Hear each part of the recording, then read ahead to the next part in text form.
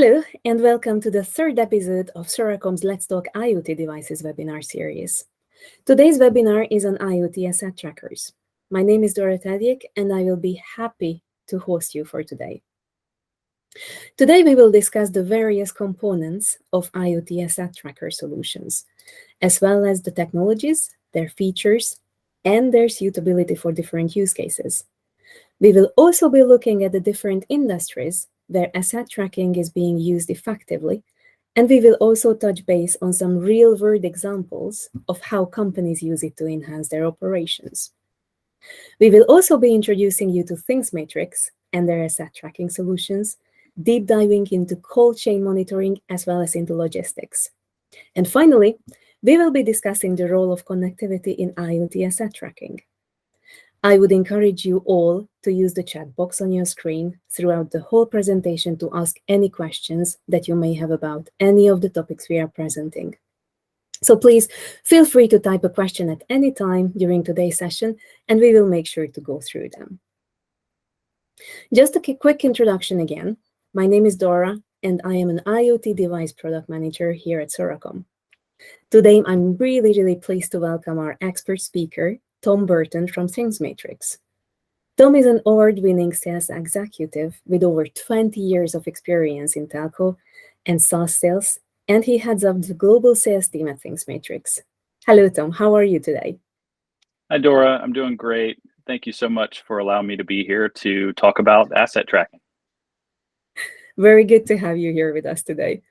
Tom, can you tell us a little bit about what makes ThingsMatrix stand out as an asset tracking solution provider? Certainly. At ThingsMatrix, our focus is to help companies realize efficiencies through our robust IoT device management platform. Another unique thing is that our parent company, Fibocom, is the second largest provider of cellular modems in the world. That provides us not only strong financial backing, but also robust R&D, as well as a global presence. In fact, we have customers on every continent in the world today. Awesome. Really good to hear. We're going to talk a bit more about you a little bit later. I also would like to give a little bit of an overview about Soracom. I will try to spend no longer than 60 seconds on us. Soracom is an IoT connectivity and platform service provider, and we do deployments and different IoT applications to launch at scale. We also provide affordable and reliable IoT connectivity that accelerates speed to market. It makes it easy to connect to the cloud, and it helps our customers reduce data consumption and their costs. We were founded in Japan in 2015 by former AWS and telco veterans, and today we have physical offices in Tokyo, Seattle, as well as in London. And our global team is distributed all over the world. We are very proud to serve more than 25,000 startups, including small and medium businesses, as well as global enterprises all across the industries. Examples are from agriculture, energy, construction, transportation, consumer electronics, manufacturing, real estate, even healthcare. And in fact, you're going to find the Soracom SIM in over 5 million devices today all around the world. We are financially supported by KDDI in Japan, and we also have additional capital investment from technology giants, including Hitachi, Seicom, and Sony as well. I think that's enough about Soracom for now. So without further ado, let's dive into the world of IoT asset tracking. And on the next slide, we are going to look at the three major pillars that build asset tracking. First of all, let's talk a little bit about what asset tracking refers to. It is basically the use of Internet of Things to track and monitor the location and movement of assets. These assets can be anything from equipment, vehicles, inventory, and even people. Asset tracking is a rather complex process that involves several components working together to provide real-time visibility into the movement and the location of different assets. And these components can be grouped in three main pillars: the hardware, the connectivity, and the management platform. Let's talk a little bit about the hardware itself. This includes the actual devices or sensors that are attached to the assets being tracked. These devices then collect and transmit data about the asset's location, movement, and environment as well. The hardware used for asset tracking can vary depending on the type of assets being tracked and the environment in which they are located, as well as the specific needs of the business. For instance, GPS trackers are commonly used for outdoor tracking, while RFID trackers are commonly used for indoor tracking. We're going to deep dive into the different technology types in a bit. When we think about connectivity, we refer to it as the second pillar, and this evolves around the communication technology that is used to transmit the data collected by the hardware to the management platform. The connectivity can be provided by various technologies. We've been talking about GPS and RFID earlier. It can also include Wi-Fi, Bluetooth, satellite, cellular technology, or even a combination of these. And last but not least, let's talk a bit about the management platform, which is the third and the final pillar of asset tracking. This is the software layer used to not only receive, but also to store and analyze and visualize the data collected by the hardware itself. The management platform provides real-time visibility into the location and into the movement of the assets. These three pillars work very well together in a close collaboration. Next, we are going to look at what type of questions to ask when we are about to build an asset tracking solution.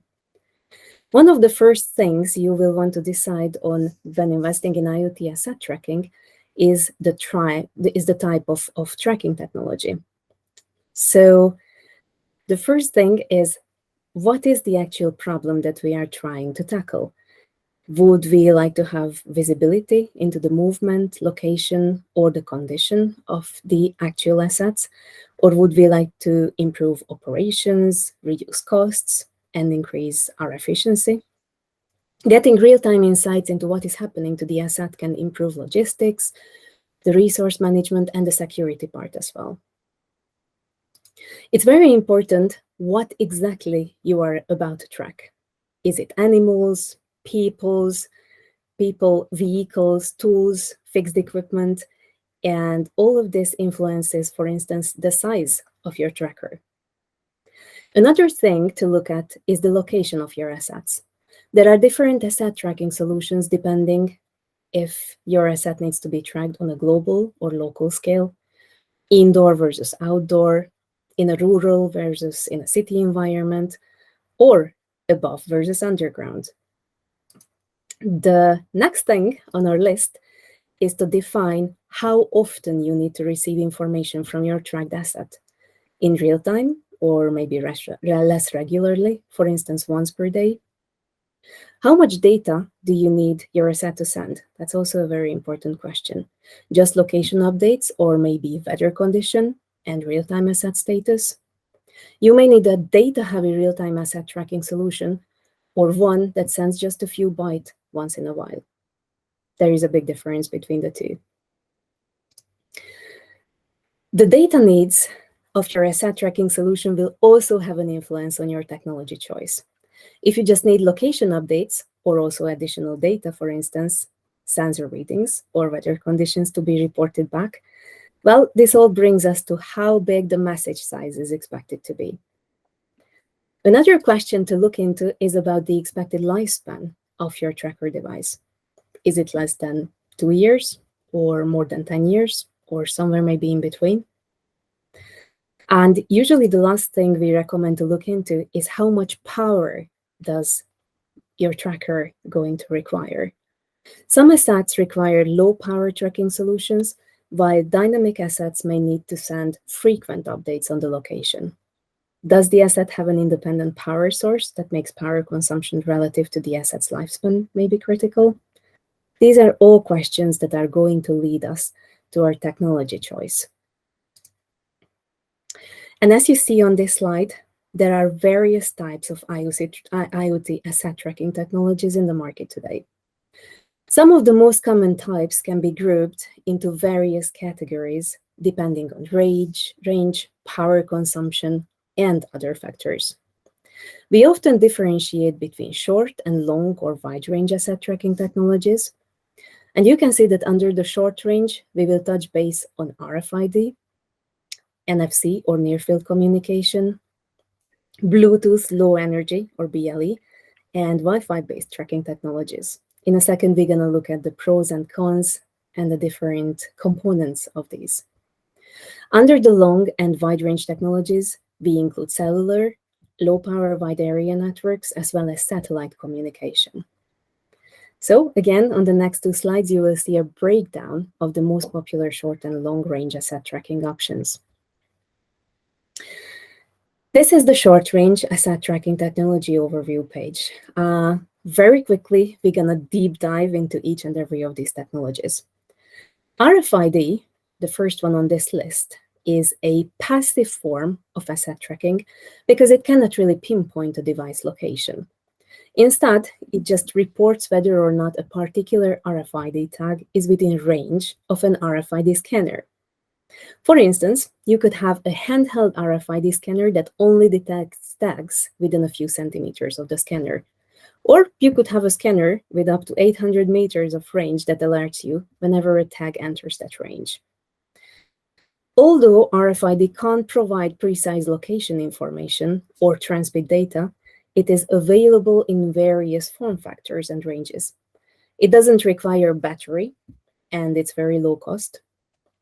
However, RFID is highly susceptible to interference, and it's important to keep this in mind. When we look at NFC, it is a very well-established method that is both low cost and easy to operate. By transmitting data using radio waves, NFC communicates across a wide range of devices. In practice, an NFC tracking system is an effective way to send messages between electronic tags and readers. Many of us use NFC in our daily lives via our smartphones, for instance, for smart payment. But NFC is also well used as an asset tracking system. Like many tracking systems, it provides several benefits for asset managers, such as relative security and low running costs.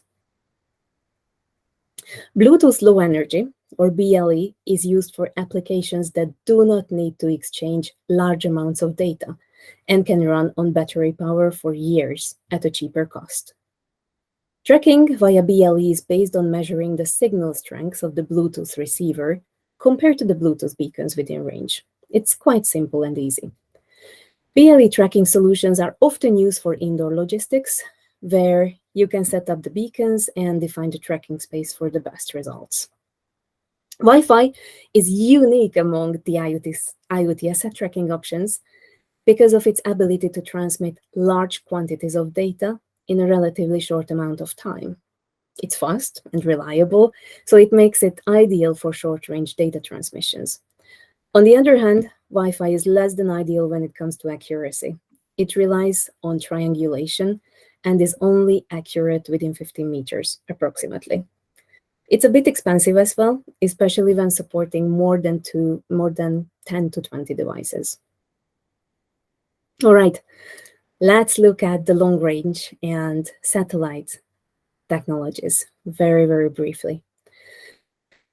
Cellular is the first one on our list, and tracking assets with cellular connectivity relies on getting location data from a cell tower that's nearby. Each tower location is mapped within a global database, and when passing in the proximity of one, the tracker sends an update with its current location. Cellular tracking is one of the most popular solutions for IoT because it supports highly accurate location tracking with real-time and high-volume data capabilities. This solution type is suitable for highly mobile assets like road vehicles and cargo, where the location stamps and the asset status data is required to be sent at regular intervals. With the advancement of 5G, cellular tracking accuracy is expected to increase even further. As for LPWAN, or low power wide area networks, we distinguish between the licensed and the unlicensed spectrum.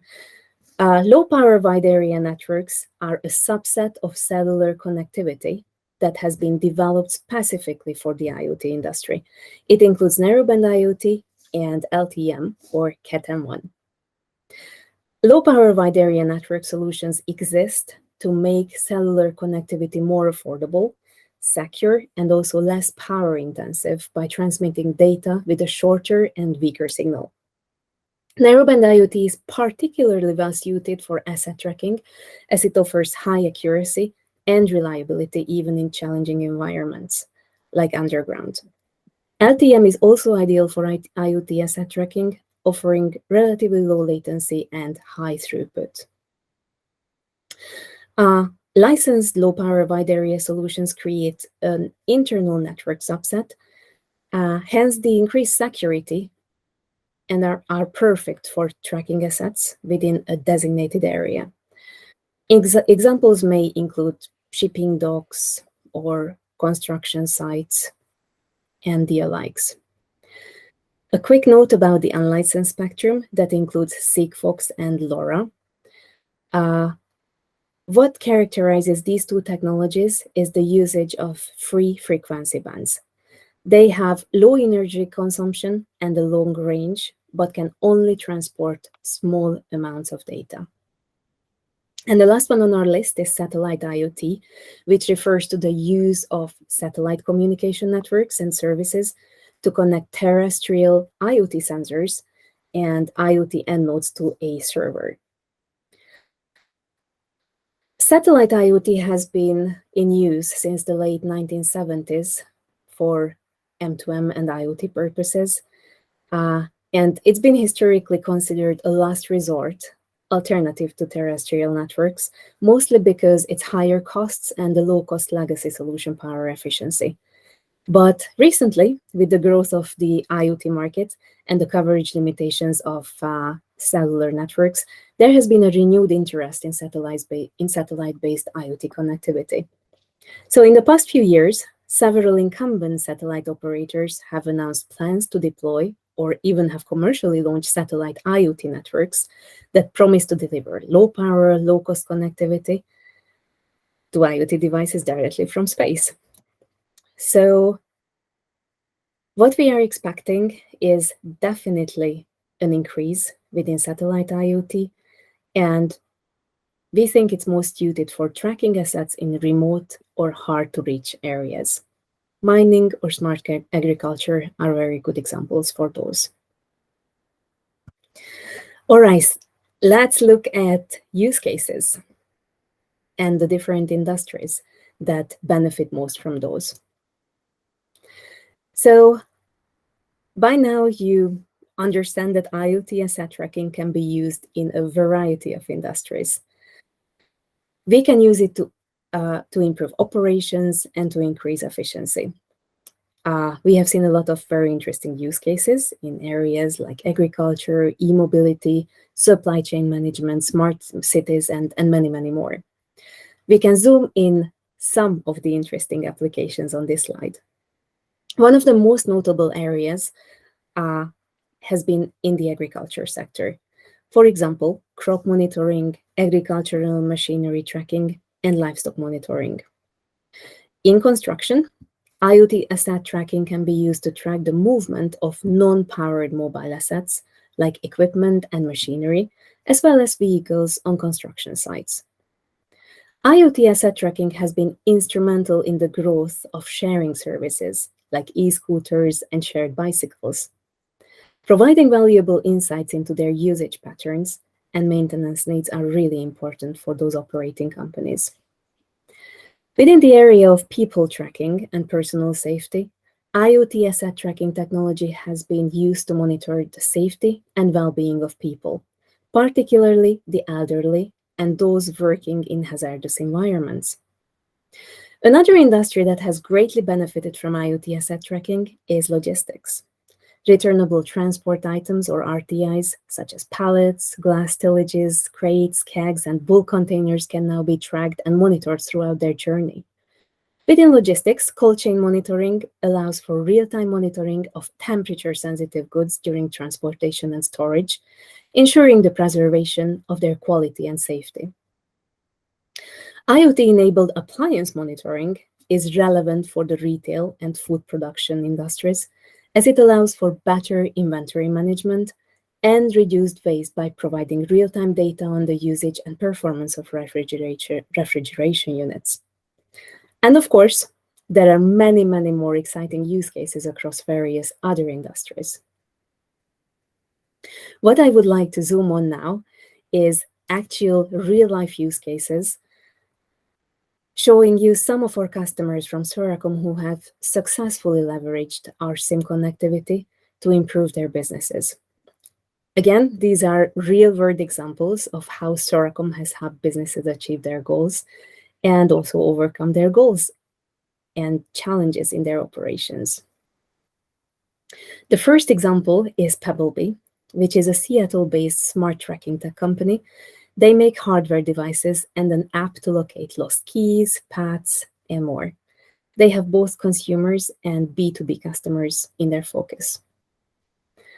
The next one is a company from Japan, Go4IoT, and the founders saw an opportunity to apply cutting-edge IoT technology to address agricultural equipment theft. The team has developed a programmable connected anti-theft device called Kiko that can detect suspicious equipment movements and send alerts via SMS, email, or even voice calls. Their use cases are actually well beyond agriculture by now. They offer protection for construction equipment, boating vehicles, classic cars, and even camping cars. Ubiquicom is an Italian company, and they offer real-time location services systems, or RTLS, giving customers in logistics, manufacturing, transportation, and related industries the ability to build a comprehensive image of the status and location of their assets. Mobile Objects AG is a telemetrics provider. They offer GPS and GSM trackers tailored to fleet-specific needs. And the Hakubo team is looking at improving efficiency in the logistics industry between different players. They have a service that consists of 5 different applications that are collectively called Movo. And it's designed to function alongside complementary services and products from outside of different companies, so they can create an effective end-to-end logistics ecosystem. And we are very, very thrilled to collaborate with ThingsMatrix to offer a proven portfolio of solutions to our customers and ecosystem partners looking to improve their asset monitoring capabilities. I will hand over to Tom now to walk us through ThingsMatrix turnkey solutions and some exciting tracker devices that are already proving to be game-changer technologies. So, Tom, can you talk us through the ThingsMatrix Asset Tracking Platform and its capabilities, please? Absolutely. Thank you, Dora. So as you can see here, this aligns really well with what Dora outlined at the beginning of the conversation, which was the 3 pillars of asset tracking. At ThingsMatrix, again, our focus is to provide a robust platform, but because we realize the importance of all 3 pieces of that, we also provide hardware, our own hardware. We have the ability to integrate third-party hardware as well, so it's not just unique to hardware that we provide. And of course, connectivity is one of the most important aspects, and that's why we partner with Soracom. You know, we want to make it easy, we want to make it turnkey, and an all-in-one service for our customers to be able to solve complex issues with their business through IoT. How is the ThingsMatrix platform actually built up? Can you give us some insights? Absolutely. So on the next page here, we'll see, starting at the bottom, our platform is split into 6 modules. The first 3 relate to the device. As you can see, TMX Access, that's user management and device management. So being able to set restrictions on certain users, admins, etc., as well as be able to get critical information off devices like signal strength, battery life, etc. The next one is TMX Upgrade, which is our firmware over-the-air update service. So you can push critical updates to devices as needed, either individually or in bulk. The third piece is TMX Logging. So when you're logging data to ensure that you can action upon that data at any given time and then store that data on our cloud platform, you can access it at any time. Moving to the right, TMX Insight is our AI-based data visualization engine. So all the data that can be collected off the devices, every customer has a unique need for how that data is visualized. And so we can customize that engine to produce data output for each and every individual customer as needed. The next piece is TMX Connect. That's where Soracom comes in and our integration with Soracom, so that customers can manage their SIM cards at any time. And then, of course, one critical piece is TMX Locate. That's all of our geolocation services. Obviously, a critical piece in regards to asset tracking solutions. All of that flows up into our console. So we do have our own web-based dashboard. We have our own application where customers can go to manage all of these things in one pane of glass. With that, we also recognize that customers also have their own IoT platforms at times. And so we provide B2B APIs so that if a customer wants to continue using their IoT platform, they can do so. And all of the data from the devices and from our platform can be pushed into theirs so that integration is really simple. The last piece up at the top there is what we call AEP, or vertical IoT applications. Because we serve customers in so many different types of verticals and industries, each customer has a unique need in how that dashboard looks and feels. And they want to see data in their own nomenclature, right? So they want to be able to call, a particular asset, maybe it's a cooler or a truck number, et cetera. And they don't need to see all of the data that is coming off those devices. So it takes a bit of customization, but we can customize that for each and every individual customer so that they see the data only that they want to see. Cool. Thanks for this overview and walkthrough. Earlier, you were referencing cold chain and your asset management solution. Can you tell us a bit about the components behind this solution? Absolutely. So, when you look at the various verticals, starting down at the bottom left there, right? Asset tracking is wide and far when we talk about the capabilities of what it can do, right? And the different verticals that it covers. So things as simple as, vehicle tracking or container tracking, requires different sets of hardware than something such as, appliance monitoring. And so, depending on the vertical, we have customized hardware solutions from trackers to gateways, which communicate, in two directions, not just collecting data. And then when you combine those with sensors, you can really put together a robust solution that solves a lot of issues that customers may have in their businesses. Of course, all that gets connected through our partnership with Soracom, so that then that data can go to our platform and it can be actioned.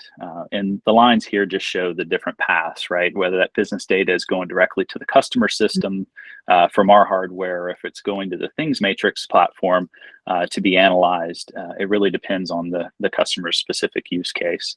Of course, as I mentioned earlier, firmware over the air is a extremely important piece of that, so that we can help customers deliver continuous updates to devices as needed and as their business needs change. Fantastic. Can you give us some insights into one of your trackers, how it's looking like and what the capabilities are, the hardware capabilities? Yeah, the first one here is on the side of simple asset tracking, right? So you want to know where an asset is located, and maybe you need to get very simple data off of it, such as temperature, humidity, etc. So the TMX001 is perfect for that. Because it's extremely robust. It's IP67 waterproof and dustproof, so it can go anywhere, and you don't have to worry about it dying on you in the middle of nowhere. It also has an extremely large battery, so you get very large standby time of at least 5 years. Of course, that depends on many different inputs, such as how often that tracker is checking in. I think you mentioned that when you talked about the various needs and how you look at asset trackers, but also what type of data is it reporting, how often is it connecting to the network, et cetera. Of course, this has GPS built into it as well, so it's not just the cellular location data. You can get very, very specific and accurate location data through a combination of GPS and location-based services from cellular. Brilliant. Another unique thing about this is that the battery is replaceable, and it's a standard off-the-shelf CR123A battery. So after those 5 years, or however long the battery lasts, it can easily be serviced and replaced, and that asset can continue to be tracked. Another thing with the TMX001 is its capability to communicate with Bluetooth low energy sensors. So a scenario there would be, container tracking, where you have the tracker, the TMX001 on the outside of the container, and you have a Bluetooth low energy sensor on the inside that's collecting temperature data. That would be reported back to the TMX001 and then sent over the Soracom network to our platform, where that data could be actioned. So maybe it creates an alert of a low temperature scenario or a high temperature scenario, and then you can action on that data as needed for your business. Really, really cool. Shall we look at the router as well on top of a tracker? Yeah, absolutely. So as you kind of go up the chain in terms of complexity, right? You move into what we call a smart IoT gateway.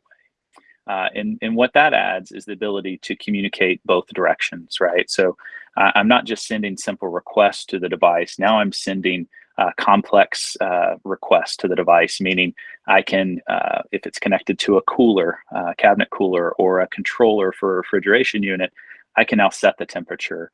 I can change dynamically what type of tamper alerts I want to get off of that machine, or what type of data that machine is going to send me in return.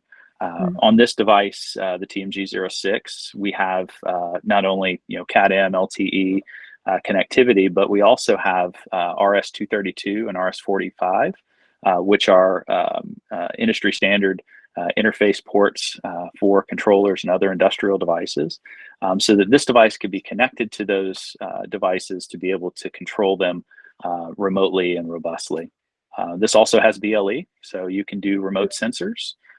One of our customers, for instance, uses this to manage commercial coolers in restaurants and grocery stores, right? And so they want to be able to get information like if a door was left open, and then be able to action that information as well. Of course, this supports external power because it is more robust, but it also has battery backup. So it has a 2200 milliamp battery. So in the event there is a power loss, the unit can continue to communicate, alert you that power has been lost, and again, you can take action on it. Really nice. Earlier, we talked about satellite IoT, and I wonder if you are making any kind of future-proofing in your device portfolio in that direction. Absolutely. We believe that satellite is an important future technology. Obviously, it's here today, but with the advent of low Earth orbit satellites, the ability for these to communicate faster and transfer more data is there now, and so it makes it practical to put into use. This is a 2024 roadmap item for us, the TMX002. So we've added that satellite connectivity. I do want to stress, though, that it's really there to augment cellular. It's intended to serve a situation. Again, I go back to container tracking or agriculture, where there's poor cellular signal. That asset can still be reached, so that you can determine the location, but maybe it's moving in and out of poor cellular signal. That way, you're never without knowing where that asset is. We've combined that with another technology, solar. so that asset can stay in the field for much, much longer, up to 8 years, potentially longer, again, depending on how often it checks in with the platform. And so you never have to worry about for a very, very long period of time whether or not you're going to have those assets be reachable. And just like the TMX001, it supports BLE, supports the tamper alerts, external power, et cetera. One other thing with this device, though, is that it does support meshing. And so what that does is it allows this device to connect to other devices near it so that it can determine what is the most efficient path for communication. And what that does is it potentially saves the amount of data that's being transferred over the network.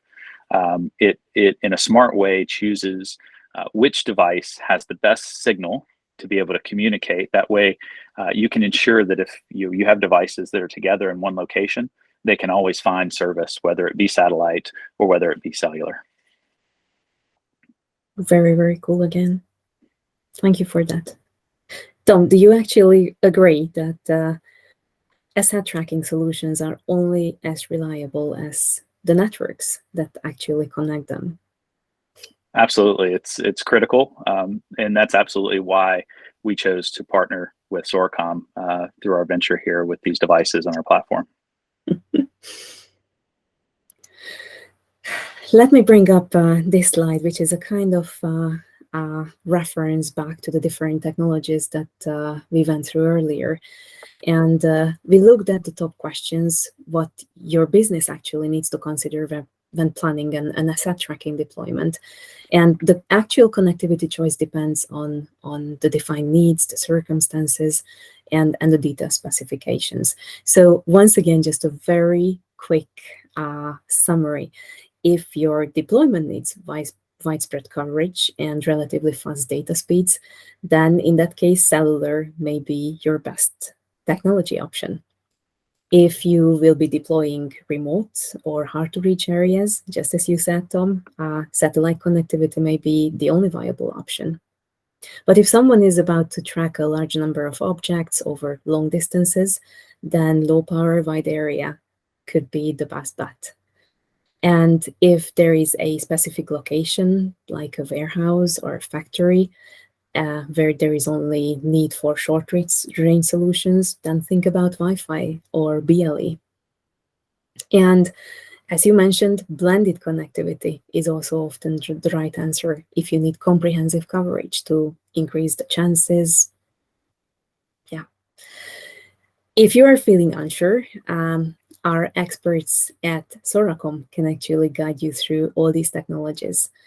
We are an expert for cellular, but also for licensed and unlicensed low-power wide area, and also for satellite and blended connectivity. We are here to help. Here is actually a quick view of our network coverage for 4G or LTE, but you will find more information on other network coverage options on the Soracom website.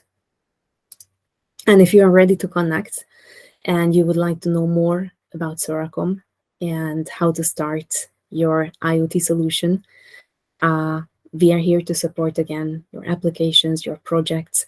Please come and visit us at soracom.io, where you can read a lot more about what we provide. Again, feel free to arrange a consultation with any of our experts, and you can even set up a Soracom account or a proof of concept project so you can start experimenting yourself. You can also email us at sales@soracom.io, and a member of our sales team will be able to get back to you right away.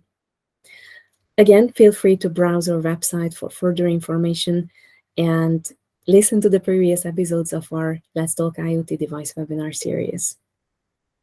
Soracom's motto is "You create, we connect." So we are looking forward to working with you. And that's just about what we had for you today.